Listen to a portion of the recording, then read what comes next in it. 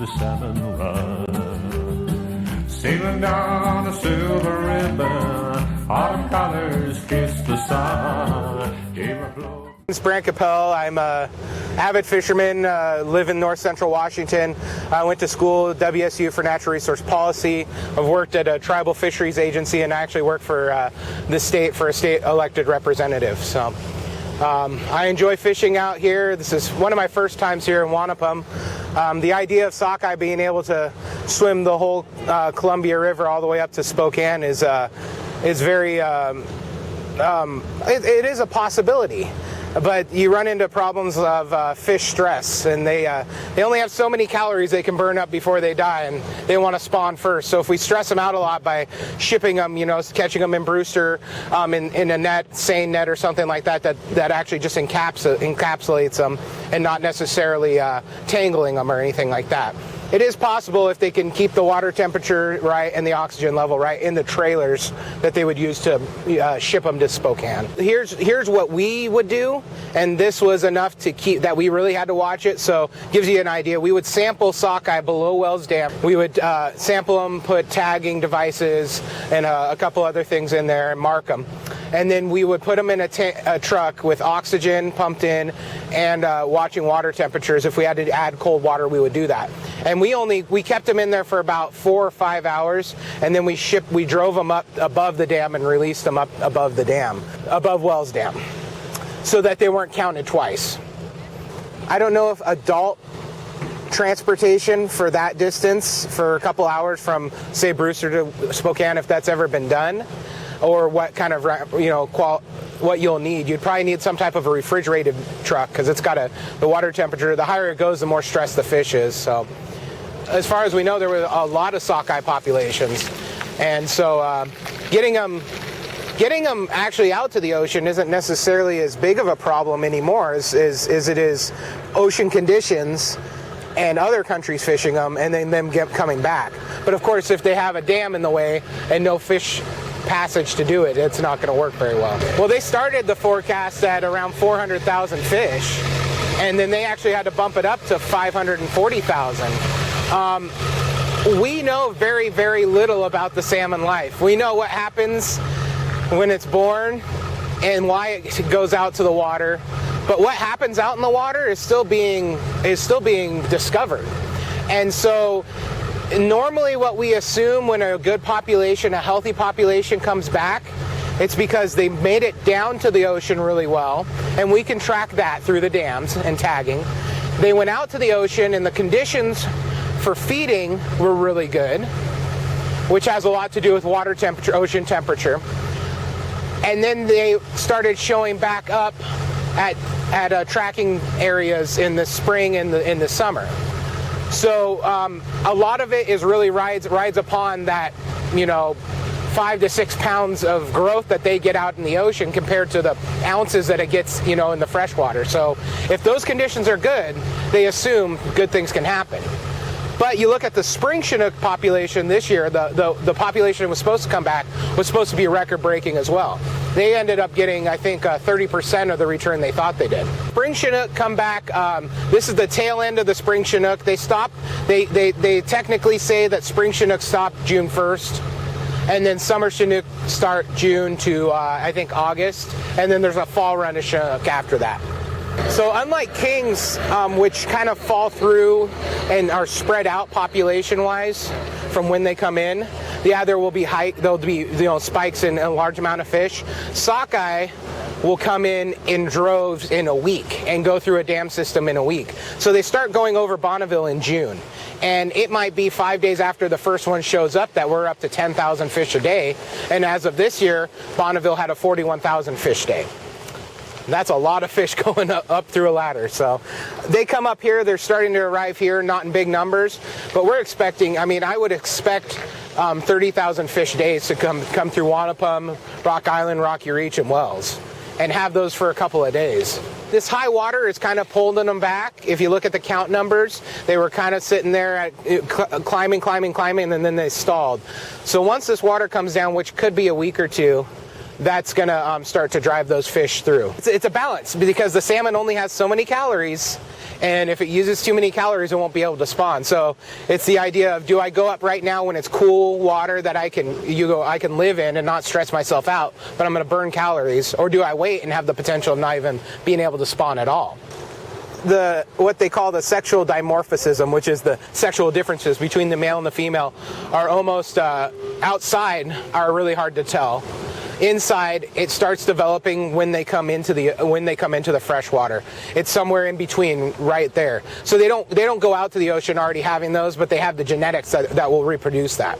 So it takes them a while to mature. Like one of the sockeye I caught today did have eggs, but they weren't mature. They weren't large. They hadn't been pumped full of nutrients yet. They're developing. The gonads of the male, which is what fertilizes the eggs, are developing and growing. And then eventually, because sockeye are unique, they need a lake source to swim in, and they school up in those lake sources. So, for instance, these sockeye are going up to just above the Okanagan River and a Lake of Soyuz. They'll go to the north end of Lake of Soyuz, school up, and then they'll make their journey up the river. So that whole time those are developing. So they actually are very undeveloped here because they don't need them yet. They'll go up the tributaries of that lake, and then they'll spawn in there, and those sockeye fry, the babies, will hatch and then move into the lake, and actually that's kind of their estuary. That's where their nursery is the lake. It's a big nursery, yeah. And actually the Canadians working with us and working with the Indians, that's why we've been pumping out a lot more fish in hatcheries to put out. It's a really great. They've really upped the hatchery program. They've also, in the last 10 years, the dams have all, because of federal relicensing, they've all improved their fish passage. So you're getting the juveniles down easier, and the adults are being able to find their way up easier. So they've done a lot of improvements there. And now it's kind of that question of, okay, well, if we can get 500,000 sockeye back, how do we make it so that we don't have to have we don't have to send 5 million sockeye babies out? Can they do it themselves? And so that's when the habitat restoration starts coming back into play. They do have the ability, and that opens up when you're a reintroduction of a species that's been exacerbated for that long, can be tricky. And that's actually what we did. We were reintroducing coho salmon to the Wenatchee River system. They had been gone for a long time. So we thought, okay, well, let's see if we can even get coho to come back.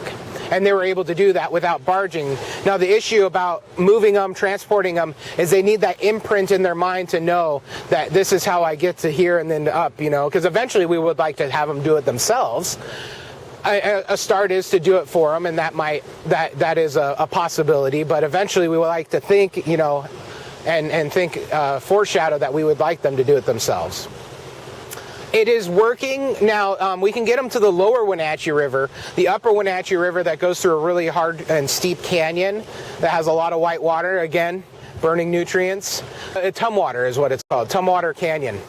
And we had a really hard time. The males could come back, but we had a really small percent of the population of females make it up there.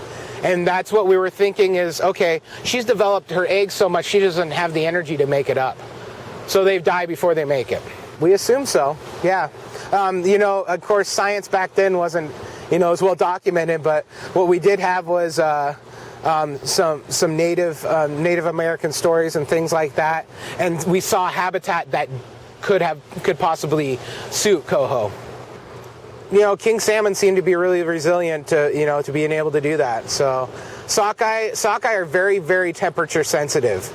And they need this fresh, cool water, and they'll actually sit at the mouth of the Okanagan, and that's why that became such a great fishery. It's because the Okanagan temperature and the Columbia temperature were different and made what's called a thermal barrier. And so they weren't going to move up in it until a rain came, and sure enough, most of the time a rain did come. But we've had incidences like on the Wenatchee River where the Wenatchee got so hot that it killed a bunch of sockeye. Yeah, and that's a natural thing too. That happens. So, as far as what other species could make it up there, versus I don't know what was up there, but I assume we probably had coho, we for sure probably had kings and sockeye. Those are the ones that those are the only 3 species we have around here. Those are summer run Chinook. my max largest fish is 33.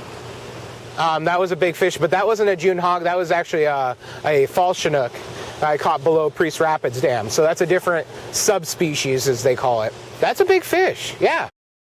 I was very happy, yeah. And I mean, as an angler, I spend, I would fairly say, thousands of dollars a year. I spend over $200 a year in licensing, and I buy a lot of bait. I spend a lot of money in gas. So I know that the economy sees a boost to things like this. You look at Brewster, the town of Brewster is famous now for kings and for sockeye. They make a lot of money doing that. It was the hatchery program. The hatchery program really stepped up, and the dam up in Canada and the dam systems to be in line with their energy requirements for relicensing had to do some different things to their bypass, and so they're going out in better numbers and surviving the ocean and coming back in better numbers. They're all fishing for salmon. Yep, all 50 boats this morning were fishing for kings and sockeye in 4-foot swells at dark and almost running into everyone. I haven't seen very many boats that come out of the water without at least something. With this many sockeye in the system, we weren't even targeting them, and we caught 2.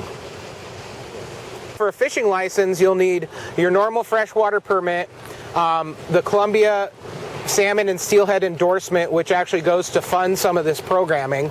So it's one of those direct user fees that benefits that direct user. And then I actually have a 2-pool permit, so I can fish 2 fishing pools, and but still the same limit. So they don't give you any more fish, but I get to fish 2 pools, so a little bit more variety. And then as far as my boat, I have the trailer and the licensing on the boat. And so it ends up being right around $200 for everything. Well, my boat, I got an old boat that's the same age as me. It's 26 years old, and so is the motor, so it's got 26 years of hiccups. But some of these boats, they range for a nice boat. You can start out at $10,000, and you can go all the way to $75,000 if you really wanted to. Most of these are $20,000 to $30,000, and then you have accessories. You have downriggers, you have fishing rods, you got tackle, maybe a kicker motor. So you can have easily $10,000 in accessories on a boat. And I would give the Colville tribes is actually spearheading a program which is called a selective fishery, whereas most of the tribes down on the lower Columbia do gill netting. It's non-selective. It catches what it catches. So if that's a sturgeon or a seal or an otter or a salmon, then that's what it is. And the mortality rate, the death rate on that is very high. They are designed to trap the fish, and the fish suffocate, and you catch them. In big nets, it almost looks like your 6-pack cooler nets, or your 6-pack of Coke. The little rings in there, it looks like that, but humongous. And that's all regulated through the tribes. I'm not sure. I know they have actual measurements for the diameter of mesh, and they have measurements for how big and everything. And some fish will make it through. I didn't actually catch any today that had marks of gill nets, but they'll have this ring around their chest where they got stuck, and they either backed out or swam through. That's a sockeye. Sockeye, you're going to get a 2 to a 5-pound fish. Kings, we caught an 11 and a 16 today.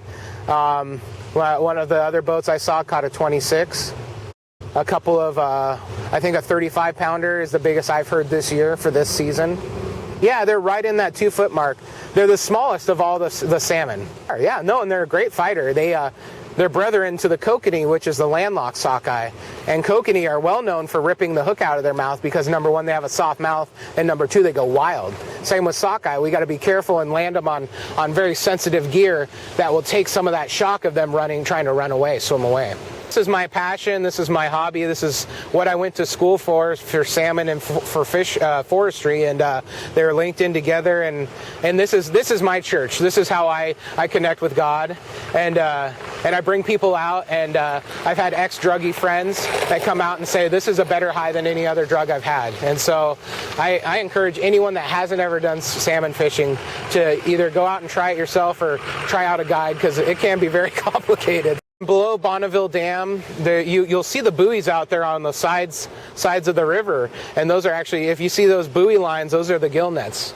Those are the markings for those. So families have those. It's whoever has 143, and that's passed on from generation to generation normally. And tribal is pretty much self-regulated. They still run everything by state and federal, but enforcement-wise, tribal police are the only ones that can enforce the laws to tribal people. They set their quotas. But it's kind of a handshake thing. The one thing the Colville Nation has decided to use is purse seine nets.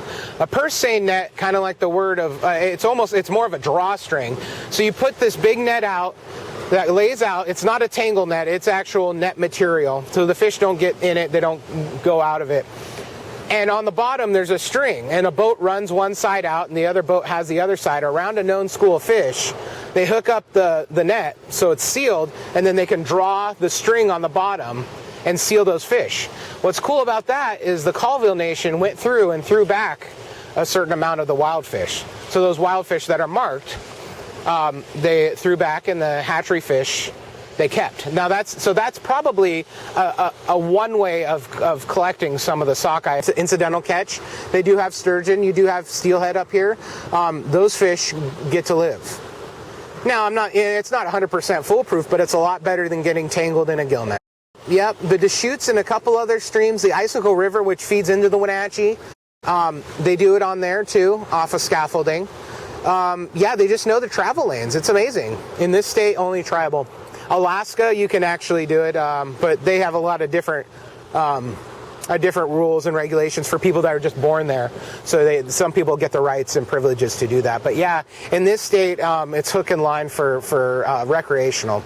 On the Icicle River, those platforms are families' platforms, and they don't have a plaque on them or anything, but you'll be let know if you're fishing on someone else's platform. They might have been using a rudimentary fiber net type of a thing, woven.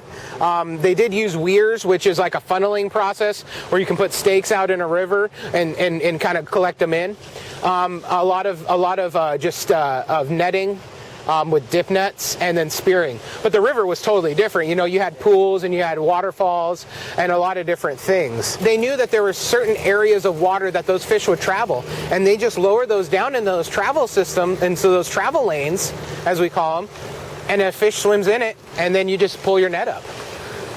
So they were, I mean, they probably knew they would probably be the best guides out here if the river was still that way. Imagine seeing tens of thousands of freaking fish out there. It'd be awesome. It would be cool. God, we could come down here and eat lunch. That would be awesome. That's how it should be. There's a great blue heron looking down his nose as he checks the silver in the morning sun. The paddles flashing and the muskrat splashing, the kingfish scream as the salmon run. Sailing down a silver ribbon, autumn colors kiss the sun. Came a floating down a rainbow, rolling home.